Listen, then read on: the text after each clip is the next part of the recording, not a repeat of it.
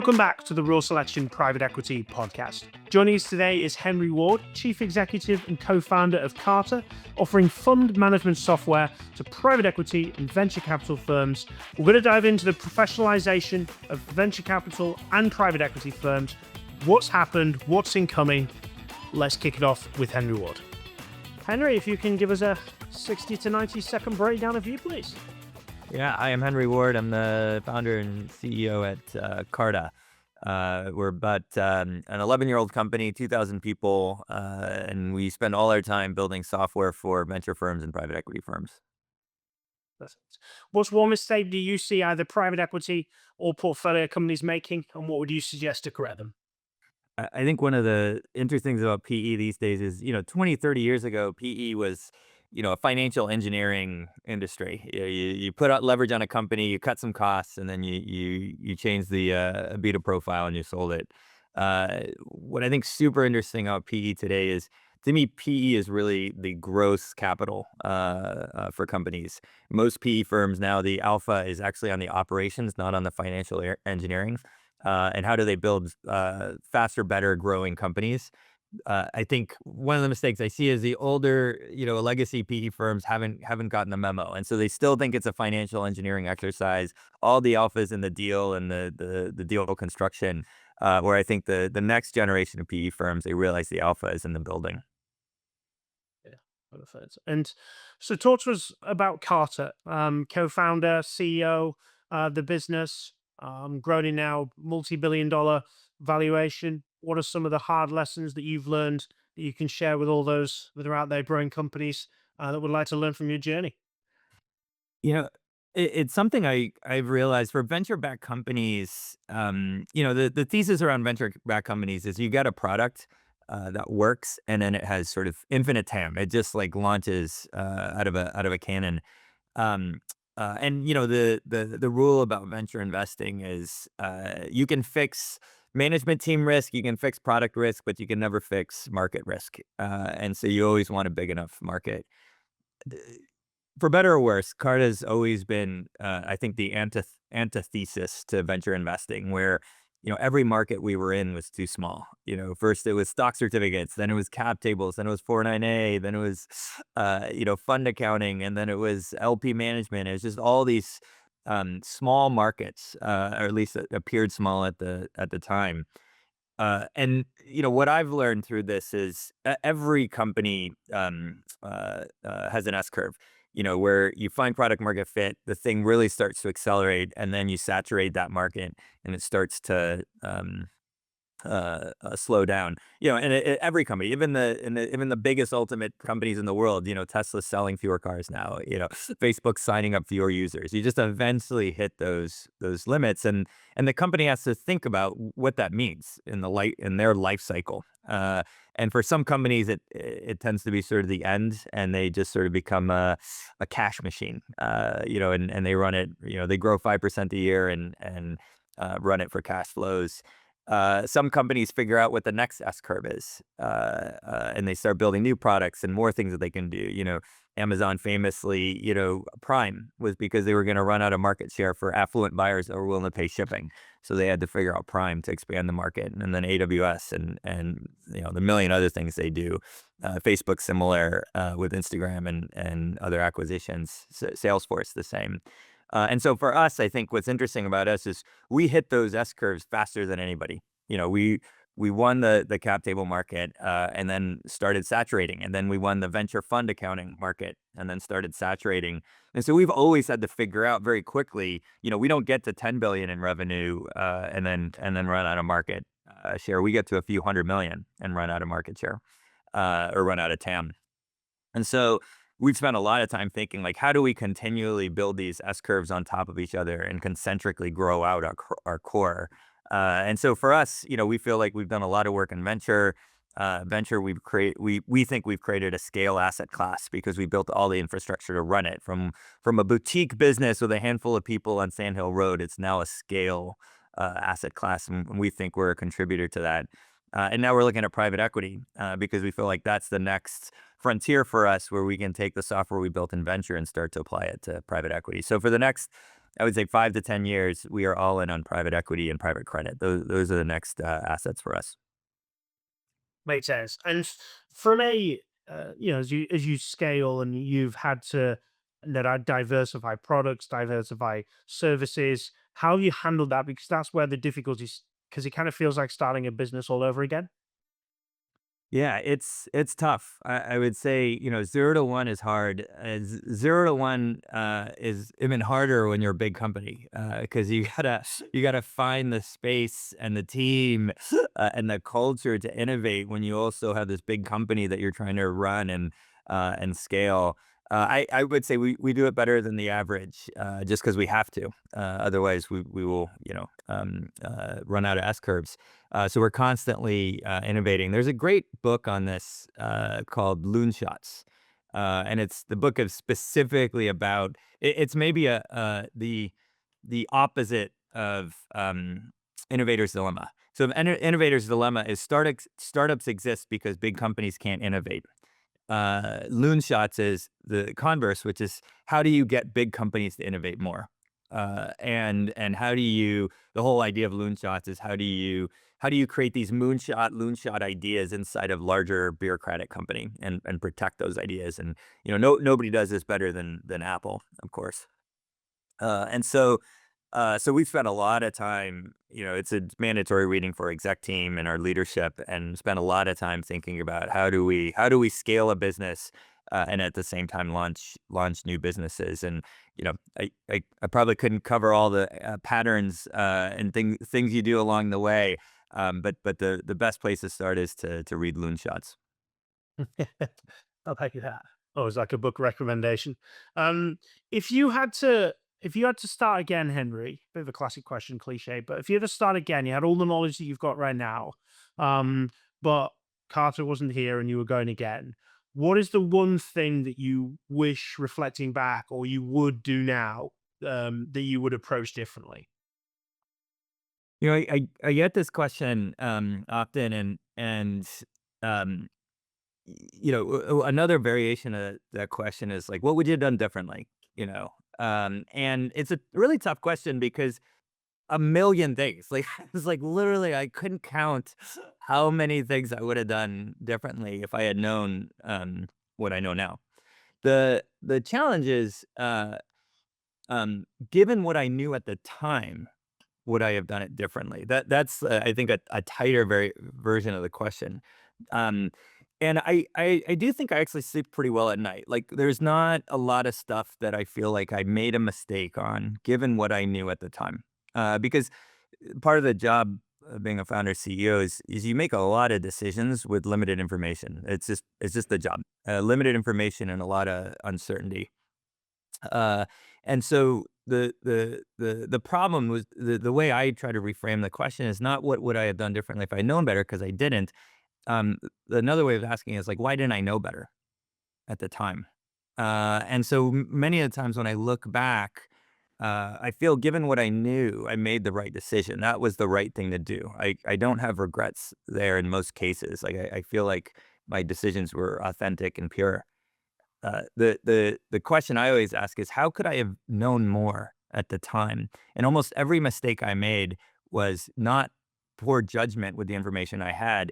It was that I didn't spend enough time getting more information.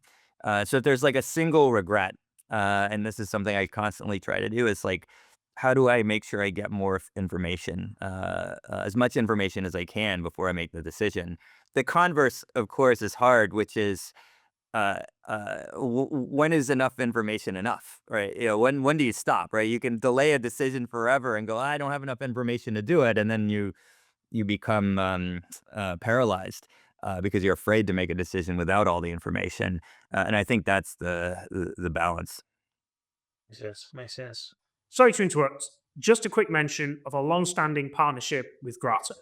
As you will probably know, the private equity scene is constantly evolving, and deal flow is moving now to proprietary and data-driven processes. Grata provides you with the data and information of over 7 million private companies. So if you're looking to improve your proprietary deal flow and improve the data access, then reach out to Grata today. Now back to the podcast. So You referenced that transition now from venture to private equity and building the product suite for that.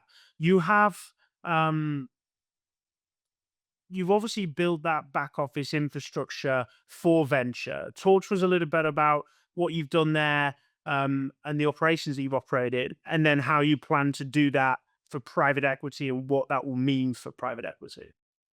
Yeah, so in venture, what we did in venture was really, I would say a three-part playbook. The first product was a cap table for startups. So think of it as the asset level.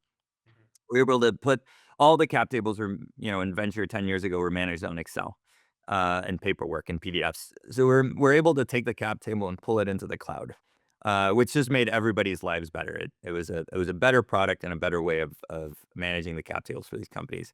So that was part one. And I would say that's the first, 3, 4 years of Carta.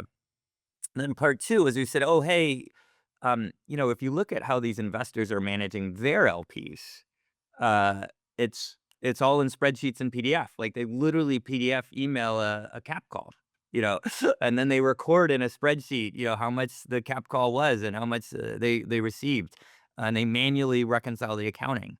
And so we said, well, can we put all of the accounting, and the what I'll call fund operations into the cloud? And so that was the next thing we did. I would say the next 4 to 5 years. And then the third thing is we said, oh, these LPs are managing all their commitments on, spreadsheets. They're tracking literally in their, how much money they paid to a GP, what their commitment amount is, what their next cap call is. They're all managing this in the cloud. And that became our LP portal. Uh, and so if you think about, how private capital works, it's fairly straightforward. There's an asset, an investor, and or a GP, and then an LP. And we were able to take all three of those nodes and venture and move them into the cloud.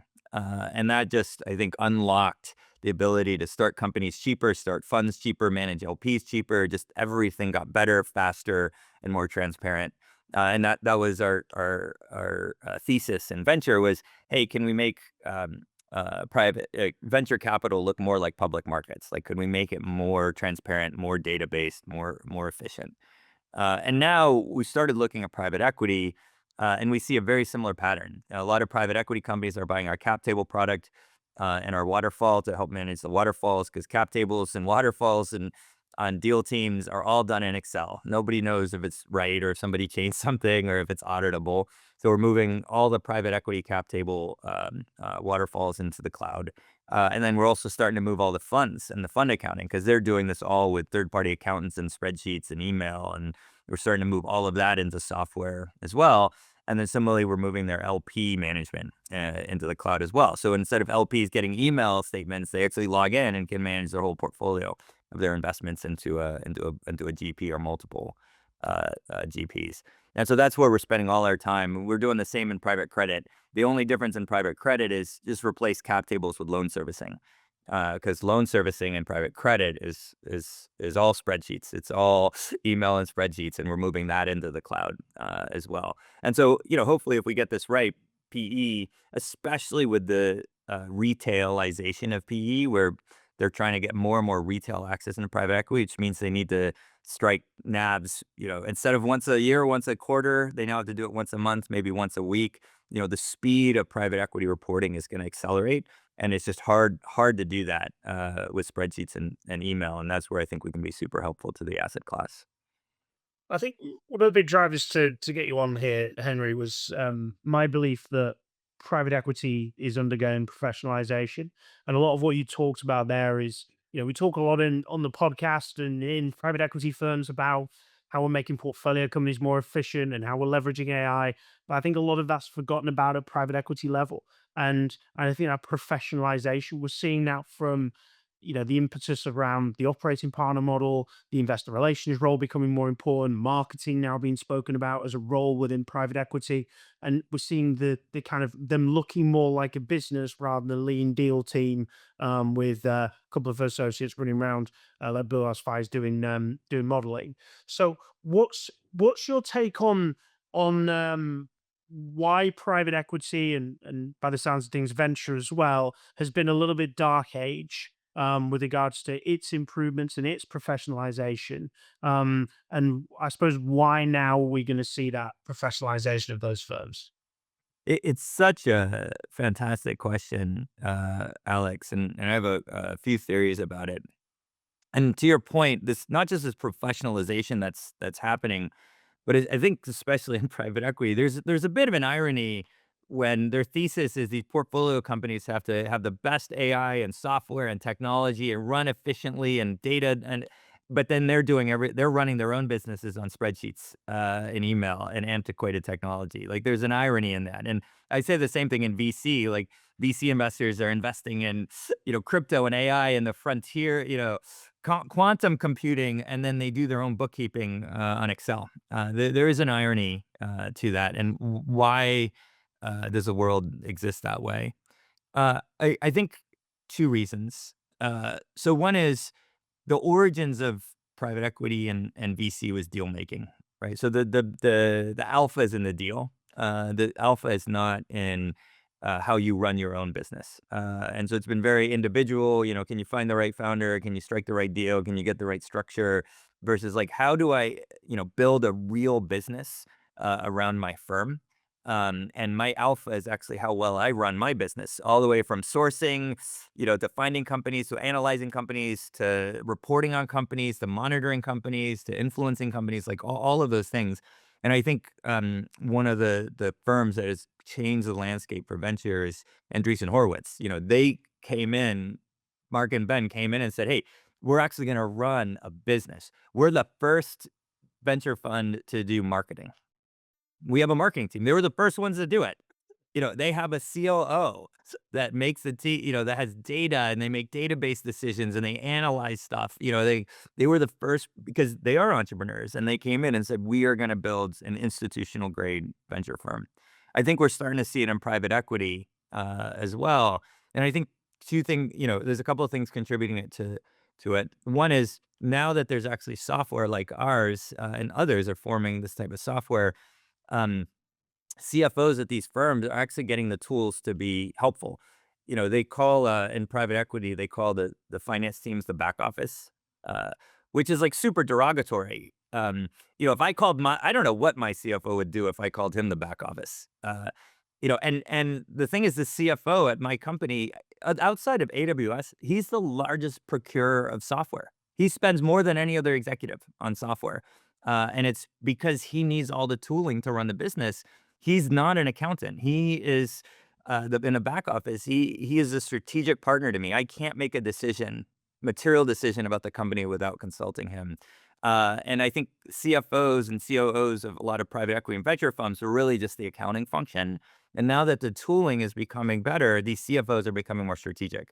And so I think you're starting to see, partners go like, "Hey, CFO, can you answer some of these questions to me about like where our best deals come from? How long have we been in this deal? Like, what's the IRR on this fund and vintage?" Like all of these things that are strategic to them. Now CFOs are starting to get the tools for it. I think the other thing too is a new generation of CFOs are coming up, which are technology forward, and they want to be strategic to the GPs. And you're seeing that transition happen in private equity. So, it's taken a while, but I think private equity and venture is catching up. Yeah, I think a big driver from my perspective is competition, and I think there's competition for capital, there's competition for platforms, and it's no longer well, it's always no, I say no longer. It's always been competitive, but it's ever more so competitive at this point for private equity firms. Why I've seen specializations, why I've seen firms like Vista go, "Hey, we're just going to specialize in this particular region in software, SaaS, and we're going to know that our customers." Our portfolio companies' customers better than our portfolio companies to win the race. So I think there's all sorts of different pulls and pushes that's driving that change.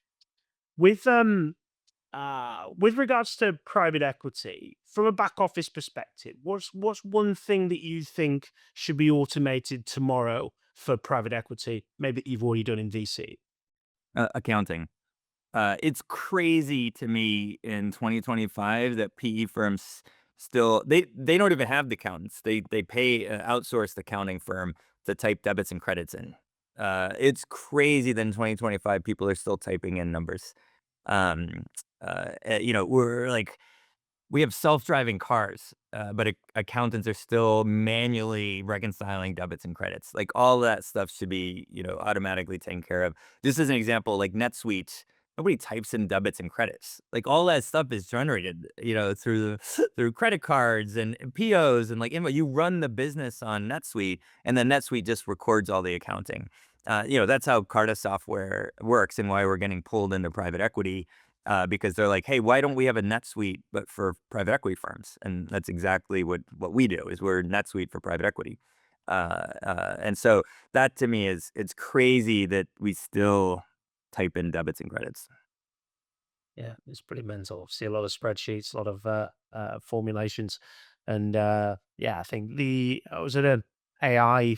Well, there was an AI session of this thing I was at, and it was AI predicted which were the most likely. So, at a scale of one and obviously zero, which industries were most likely to be disrupted, like completely disrupted, and finance, the accounting function was 0.98 on likelihood to be disrupted. And speaking to our accountant here, who owns his firm, and he was saying that, yeah, it's going to be technology and everything will disappear. We used to be all the manual receipts. And I remember when I first started the firm and used to have all the receipts and used to drop them off with him. And now it's all photo based and everything's just process driven. And, he doesn't have to check them and keep them stored in what, a bag under the bed at home for when things first kicked off. And yeah, it's amazing that well, there's a lot of private equity that is still running with a lot. I know I appreciate waterfalls and all this other kind of levels of complexity, but AI and software, and not even AI at this point, just software can solve those problems. Yeah, I mean, we do a lot of AI work here, but I was at a private equity CFO event, and they had the technology session, and they asked the audience, they had like the voting thing on the phones, and they asked, how many of you are on-prem or in the cloud? And 40% were still on-prem. So forget AI. Let's just get them into the cloud. Like let's get them off CD-ROM. That's the starting point, and then we can get into AI. Still using VHS Yeah. for the work. So you referenced cap tables earlier. You've got an interesting cap table on the basis of both venture and private equity involved. How are you balancing the different priorities from mooning it to stabilization and considered growth? If you can understand the parameters there. Yeah, it's so interesting because I grew up, as a venture-backed company. We started with seed investors and Series A, like classic, from, Uniscore Ventures, Spark Capital, Tribe, Andreessen Horowitz, Lightspeed, kind of like very classical venture, shoot the moon. And then our last round we did with Silver Lake and Primera. And it was interesting because, you talk to the venture people and they're like, product, go for it, go big, 1 in 10 ideas will work, like go for it. And then, money, spend the money, like whatever it takes, you can always raise more. And then you get to these, private equity people and they start using words I'd never heard of, like gross margin and EBITDA and profitability and free cash flow. And it's like this very, it's this very, uh, uh, mental framework transition. And I would say what's really exciting, what I really enjoy about it, and it sounds like as a venture backed CEO, I wouldn't like it, but I actually ended up really appreciating it, is running the two modalities of the business. So we have, in venture, I would say a very institutional grade, private equity style growth business. It's a good, solid grower, spitting out cash flow, like all that kind of stuff. And so, when I need help, understanding and formalizing this business, I call the Silver Lake and Primera teams, and they help me think through that. And then on the other side, when we're looking at new products we're building, new ideas, launching new things in the new spaces, because we're constantly doing 0 to 1 innovation. As we're getting pulled into private equity, pulled into private credit. I call the venture folks, and so being able to run those two modalities at the same time is, I think, been great, not just for the company, but great for me because I have thought partners on both ends of the table, and it's been super super helpful. And I'm also lucky that my PE investors are not, financial engineer investors that, just want to throw leverage and eke out a few points. They are growth minded, where they believe the alpha is in the product. and building a better product that the world needs. So that's been well aligned and super helpful. Absolutely. What are your influences, Henry? What do you watch, read, listen to? Do you recommend others check out? You've already recommended one book that all your executive team read. I'm not a huge reader. There's actually, well, there's a good book um, called Contrarian Leadership. It was written by the former president of USC, and he had some good stuff. And one of his chapters is like, "What do you read?" And he's like, "Look, imagine a bookshelf where you've got on one end, the bookshelf on one end is the dimension on the bookshelf is you order the books so that on the far left you have the oldest books that still are relevant and current, have stood the test of time, and on the other end you have the most recent media that's relevant, and then everything in between. So you've got some books that were written in the '60s that are still relevant. Many books in the '60s are not relevant. You take them off the shelf, but the ones that are written in the '60s are relevant, '80s, so on. And so obviously on the far left you've got the Bible, as an example. And to the right of that you got Machiavelli, the Prince, and you got and then on the far right you've got Twitter. uh, you know, and his point was is read both ends, don't read anything in the middle. And get current information, and then read the stuff that has stood the test of time. And I have one modification. He's an academic, so he's like, read Tolstoy, read the Bible, read all this stuff. Read Shakespeare. And I would say, for me, not a huge Shakespeare. I can never understand it. Not a huge fan, but do that on business books. And so, like, all the stuff that was written in the last 10 years, I don't, whatever.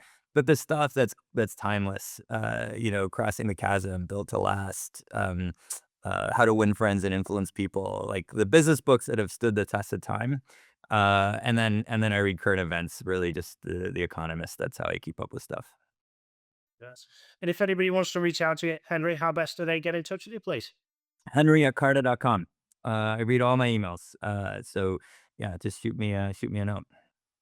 Perfect. Well, thank you very much for coming in on and giving us the insight into the professionalization of venture capital and the future and incoming professionalization of private equity. So thank you very much for coming on to the podcast. Super. Thank you, Alex. I really appreciate it. And thank you very much for everybody tuning in yet again for the Private Equity Podcast. If you haven't already done so, please do subscribe and you'll be notified of the next podcast, which comes out every single week. So till the next time, keep smashing it. And thank you very much for listening.